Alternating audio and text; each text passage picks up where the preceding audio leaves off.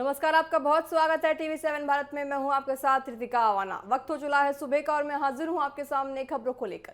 भीषण गर्मी से जूझ रहे लोगों के लिए राहत की खबर है, लेकिन इसी के साथ सावधानी बरतना भी बहुत जरूरी हो जाता है। आपको बताएं कि मौसम विज्ञान ने देखिए यहाँ बताया है कि दिल्ली, एनसीआर, उत्तर प्रदेश, पंजाब, हरियाणा, राजस्थान समेत 11 राज्यों में अगले 2 दिनों तक आंधी, बारिश और कहीं कहीं ओला भी पड़ सकता है, जिसका अलर्ट जारी किया गया है। दिल्ली एनसीआर में 44 से 45 डिग्री तक पहुंच चुके तापमान के बीच आज से मौसम का मिजाज बदलने वाला है। 11 और 12 जून को गरज चमक के साथ बारिश होने की संभावना है। कई इलाकों में तेज हवाएं चल सकती हैं, जिनकी रफ्तार 30 से 50 किलोमीटर प्रति घंटे बताई जा रही है। कुछ जगहों पर ओले गिरने की भी चेतावनी दी गई है। आपको बताएं, मौसम विभाग के अनुसार उत्तर प्रदेश, पंजाब, हरियाणा, चंडीगढ़, राजस्थान, उत्तराखंड, हिमाचल प्रदेश और जम्मू कश्मीर में भी बारिश और आंधी का आसार देखने को मिलेगा। खासकर देखिए राजस्थान और हरियाणा में 60 से 70 किलोमीटर प्रति घंटे की रफ्तार से तेज हवाएं चलने का अनुमान है। वहीं पहाड़ी राज्यों उत्तराखंड और हिमाचल प्रदेश में अगले कई दिनों तक बारिश का दौर यूं ही जारी रहेगा। जम्मू कश्मीर और लद्दाख के कुछ इलाकों में भी हल्के से मध्यम बारिश के आसार जताए जा रहे हैं। उधर मानसून भी धीरे धीरे आगे बढ़ता नजर आ रहा है और बिहार, झारखंड तथा आपको बताएं छत्तीसगढ़ की ओर तेजी से बढ़ने के संकेत मिल रहे हैं। कुल मिलाकर आने वाले दिनों में मौसम में राहत आपको देखने को मिलेगी। साथ ही ऐसे में देखिए लोगों को तेज आंधी, बिजली गिरने और खराब मौसम के दौरान सतर्क रहने की सलाह भी दी जा रही है। देखिए जिस तरह से मौसम बदलता है, आंधी आती है, बारिश आती है। आंधी में अक्सर देखा जाता है कि देखिए यहाँ पे जो पेड़ है वो गिरते नजर आते हैं। तो ऐसे में यहाँ लोगों को हिदायत दी गई है कि आप पेड़ों के नीचे ना खड़े हों, क्योंकि अगर आप पेड़ के नीचे खड़े होंगे और आंधी आई तो यहाँ पे देखिए किसी घटना का होने का संभावना हो जाती है। तो इसीलिए ज़्यादा सावधानी बरतें और बारिश के दिनों में अगर आए बारिश तो अपने आप को ज़रा देखिए यहाँ पे सेफ रख के चलें। बहरहाल चलिए खबरों में आगे बढ़ते हैं। देश के विकास और भविष्य की दिशा तय करने वाली महत्वपूर्ण बैठक आज दिल्ली में होने जा रही है। जी हाँ, आपको बताएं प्रधानमंत्री नरेंद्र मोदी आज नीति आयोग की 11वीं साक्षी परिषद की बैठक की अध्यक्षता करेंगे। राष्ट्रीय भवन सांस्कृतिक केंद्र में आयोजित होने वाले इस बैठक में देश के विभिन्न राज्यों के मुख्यमंत्री, केंद्र शासित प्रदेशों के उपराज्यपाल और कई वरिष्ठ अधिकारी शामिल होंगे। इस बैठक का विषय देखिए ये रहेगा कि 2047 तक विकसित भारत के लिए पूरी तरह से यहाँ काम किया जाएगा, यानी ऐसा भारत जहां विकास का लाभ समाज के हर वर्ग तक पहुंचे और कोई भी पीछे ना रह जाए। सरकार का लक्ष्य है कि आजादी के 100 वर्ष पूरे होने तक भारत दुनिया के विकसित देशों की श्रेणी में आना चाहिए, यानी शामिल होना चाहिए। इसी सोच को ध्यान में रखते हुए आज की बैठक होने जा रही है। बहुत महत्वपूर्ण बैठक है। साथ ही आपको बताएं प्रधानमंत्री मोदी लगातार टीम इंडिया की भावना को मजबूत करने की बात कर रही हैं।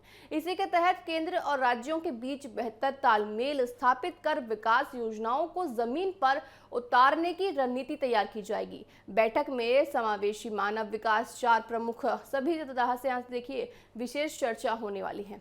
पहला, देश की मानव पूंजी को मजबूत बनाना और युवाओं को भविष्य की जरूरतों के अनुसार कौशल प्रदान करना। दूसरा, रोजगार के अवसर बढ़ाना। आपको बताएं रोजगार बढ़ेगा तो देखिए युवाओं को, साथ ही गांव देहात में ज्यादा, यहाँ पे शहरों में यहाँ पे कनेक्टिविटी बढ़ती नजर आएगी। तीसरा, आपको बताएं तो स्वास्थ्य, पोषण और लोगों के भीतर जीवन स्तर को सुरक्षित करना होगा। और चौथा, समाज के हर वर्ग को सम्मान, अवसर पूरी तरह से देखिए यहाँ पे भेदभाव की जो राजनीति होती थी या फिर भेदभाव जो होता था उसमें भी यहाँ देखा जाएगा कि सभी को सम्मान देखिए इज्जत मिले और सब एक बराबर हैं। तो आप देखिए राजनीतिक दृष्टिकोण से देखिए तो ये बैठक काफी अहम मानी जा रही है। केंद्र सरकार चाहती है कि विकास के मुद्दों पर राज्यों की भागीदारी और जिम्मेदारी दोनों बढ़े। ऐसे में मुख्यमंत्री अपने अपने राज्यों के अनुभव और सुझाव साझा करेंगे, जिससे राष्ट्रीय स्तर पर एक बेहतर विकास मॉडल तैयार हो सकेगा। देखिए, माना यह जा रहा है कि बैठक में राज्यों की जरूरतों और चुनौतियों पर विस्तार से चर्चा होगी। युवाओं के रोजगार और कौशल विकास का मुद्दा भी इस बैठक के केंद्र में रहेगा।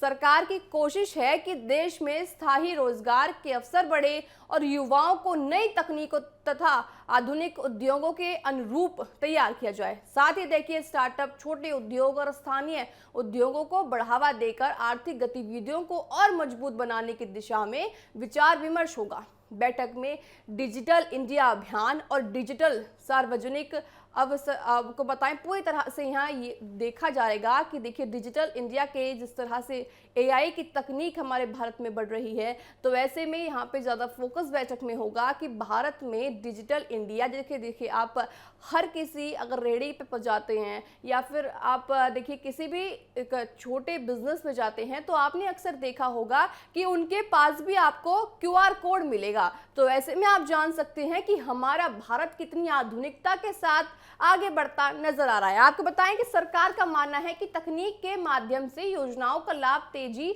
और पारदर्शिता के साथ लोगों तक पहुंच सकता है।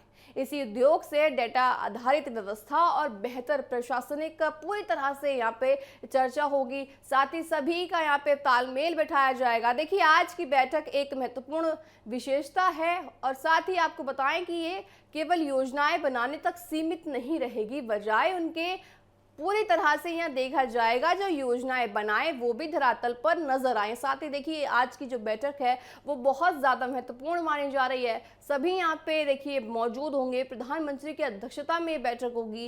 इस बैठक में माना जाएगा कि विकसित भारत के विजन पर और ज्यादा मंथन इस बैठक में होगा। विकसित भारत बनाने के लिए देखिए बैठक होने वाली है। तो कुल मिलाकर देखिए, 11वीं शासी परिषद की जो बैठक है ये बहुत ज्यादा महत्वपूर्ण है। सभी की नजरें इस बात पर रहेंगी कि इस बैठक से निकलने वाले फैसले और सुझाव देश के विकास, रोजगार, शिक्षा, स्वास्थ्य और सुशासन के क्षेत्र में किस तरह नई दिशा तय करते हैं।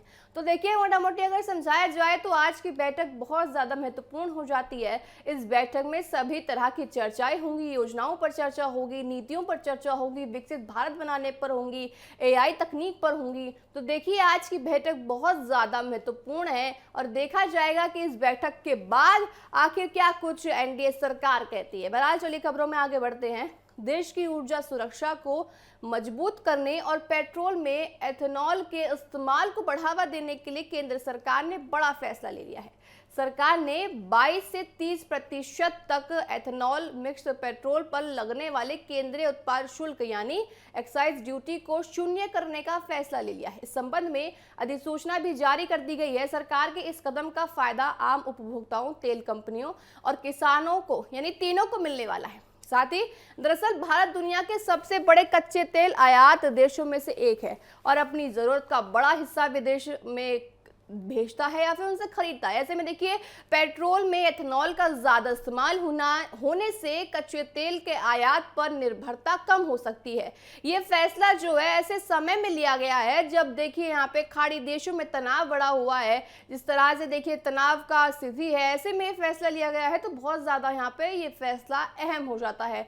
ऐसी हालत में देश की ऊर्जा जरूरतों को सुरक्षित रखने के लिए सरकार वैकल्पिक ईंधन पूरी तरह से जोर दे रहा है और साथ ही नई व्यवस्था के तहत E22, E25, E27 और E30 श्रेणी के एथेनॉल मिक्स पेट्रोल पर एक्साइज ड्यूटी नहीं लगेगी। इससे तेल कंपनियों को इस ईंधन की उत्पादन और वितरण को बढ़ाने में मदद मिलेगी। देखिए, स्पेशलिस्ट ये मानते हैं कि इससे भविष्य में ईंधन की कीमतों को सुधार रखने की यानी कि स्थिर रखने की सहायता मिल सकती है। वही एथेनॉल का उत्पादन मुख्य रूप से गन्ने, मक्का, अन्य कृषि उत्पादों से होता है, इसलिए इसकी मांग बढ़ने से किसानों की आय में भी बढ़ोतरी हो सकती है। देखिए, कुल मिलाकर सरकार का ये फैसला ऊर्जा सुरक्षा, हरित ईंधन को बढ़ावा देना और किसानों के आर्थिक स्थिति मजबूत करने की दिशा में एक महत्वपूर्ण कदम माना जा रहा है।